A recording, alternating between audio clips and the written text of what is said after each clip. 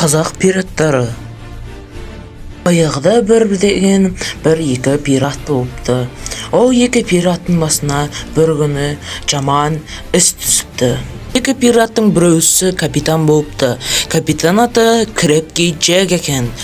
Ал оның досы болса Джон Хокинс болды.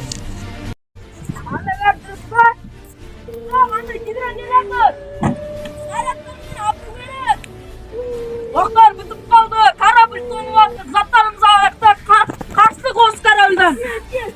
Мені қолға сумайтын. Осыдан кейін осы екі қарақшыны ешқашан көрмепті. Қазақ пираттары киносының соңы.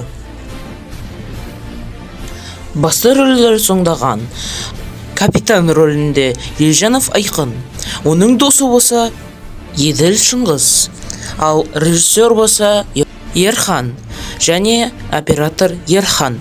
Оператор, постановщик Ерхан, дизайнер Ерхан, жақсы нәрсенің бәрін жасаған Ерхан. Және бізге мешіт еткен адамдар: бір бала и оның мамасы, Непотема келген екеуі, сол бізге мешіт етіп кетті. Видеоның соңына дейін аяқтап көргендеріңізге рахмет. Мен сіздермен қоштасамын. Келесі кездескенше.